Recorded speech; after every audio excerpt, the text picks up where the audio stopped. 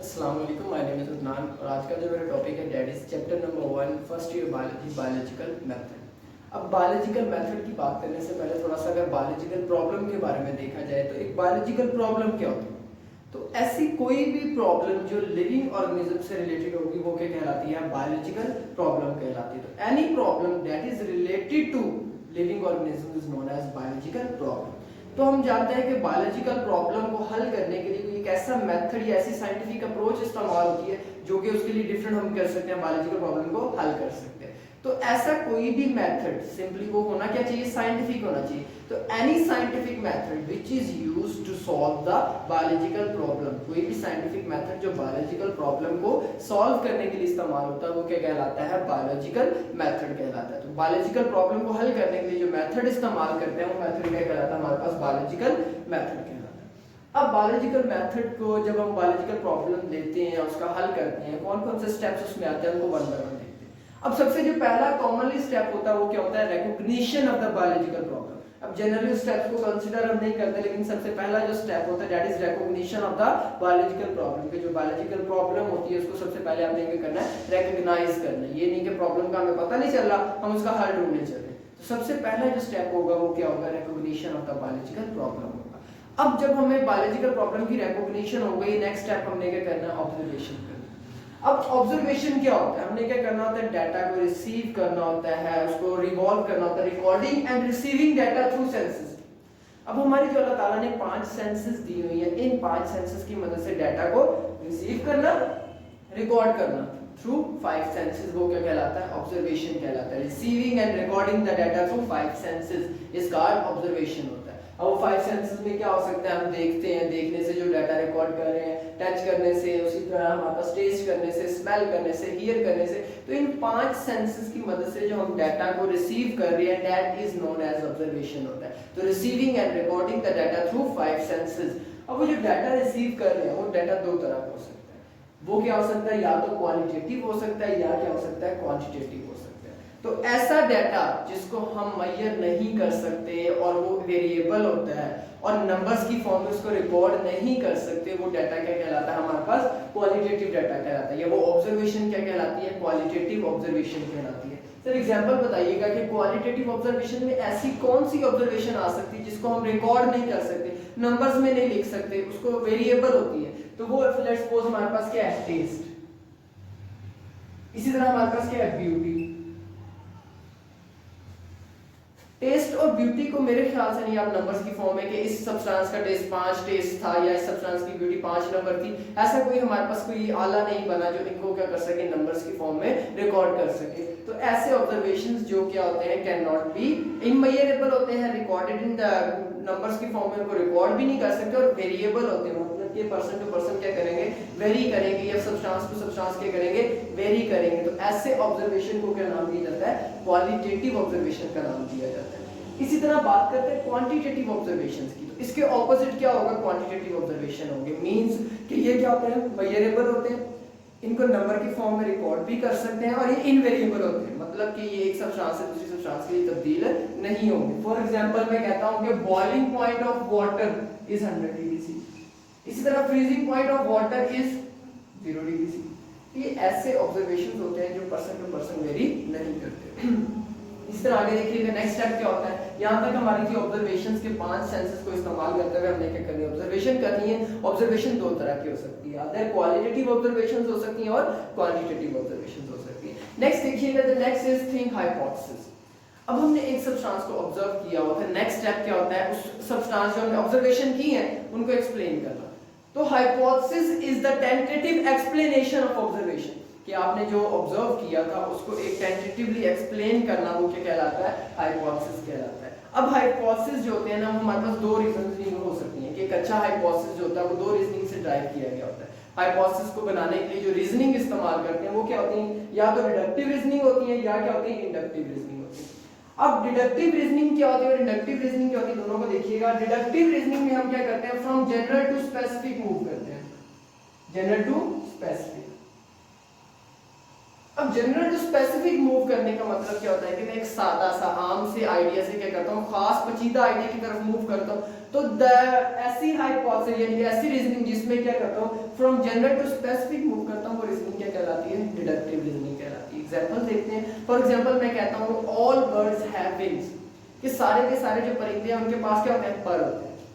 तो उसी तरह अगर मैं कहता हूँ स्पैरो, एक स्पेसिफिक बर्ड की बात करूँ तो sparrow have wings, if and then का इस्तेमाल करना है। यहाँ पर मैंने इफ मतलब कि if all birds have wings then, if and then, if all birds have wings then sparrow is a bird. Sparrow भी क्या? एक स्पेसिफिक बर्ड है, उसके भी क्या होने चाहिए? विंग्स होने चाहिए। तो ऐसी रीजनिंग जिसमें मैं क्या करता हूँ जनरल से स्पेसिफिक की तरफ मूव करता हूँ, तो वो क्या कहलाती है?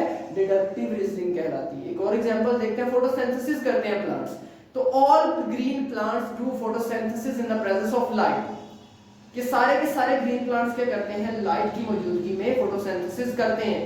देन अगर मैं उन प्लांट्स को डार्क में रखूं तो फोटोसिंथेसाइज नहीं करेंगे। तो मैं क्या करता हूं from general to specific move करता हूं। इसी तरह इंडक्टिव रीजनिंग क्या होती है? ऐसी रीजनिंग जिसमें मैं स्पेसिफिक स्टेटमेंट से जनरल की तरफ मूव करता हूं।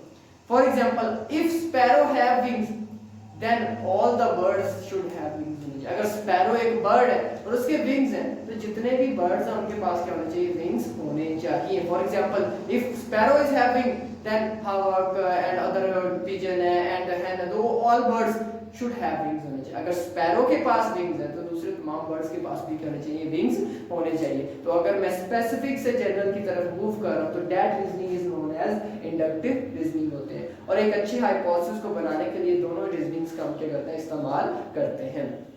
अब नेक्स्ट स्टेप देखिएगा, हमारे पास अगली क्या है? एक्सपेरिमेंटेशन होती है। अब एक्सपेरिमेंटेशन को जनरली हम करते हैं एक्सपेरिमेंट करना, मतलब कि जो हाइपोथेसिस की स्टेटमेंट हमने बनाई थी उस स्टेटमेंट को सही या गलत साबित करने के लिए मैं क्या करता हूं? टेस्ट करता हूं। तो simply the process of testing an hypothesis.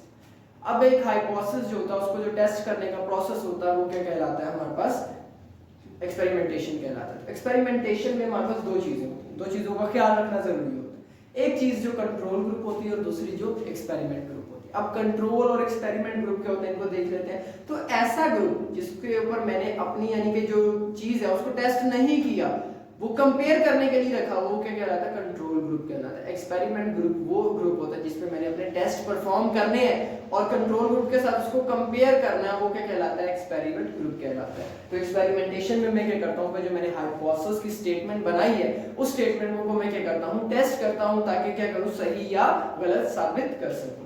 अब जैसे ही मैं एक्सपेरिमेंटेशन करता हूँ तो मेरे पास नेक्स्ट स्टेप क्या आता है? थ्योरी आता है।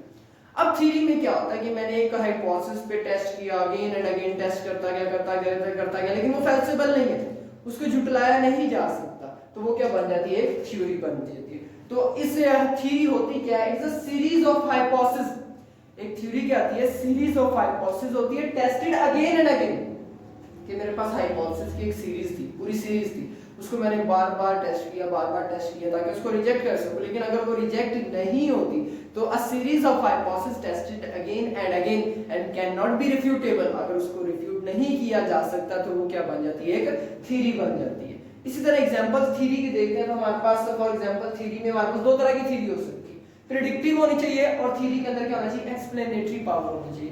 जो भी हम थ्योरी बनाते हैं वो थ्योरी क्या कर सकती है? नई चीजों को प्रेडिक्ट कर सकती है, और वो थ्योरी एक्सप्लेनेटरी पावर रखती है कि जिस तरह उस थ्योरी को परफॉर्म किया गया, एक्सपेरिमेंट्स किए गए, वो उसको एक्सप्लेन करने के काबिल होती है। अब थ्योरी की मैं एग्जांपल्स दे रहा था तो हमारे पास सिंपली जो थ्योरी ऑफ नेचुरल सिलेक्शन, जो डार्विन की थ्योरी है, इसी तरह हमारे पास सेल थ्योरी जो आप कॉमनली पढ़ते हैं,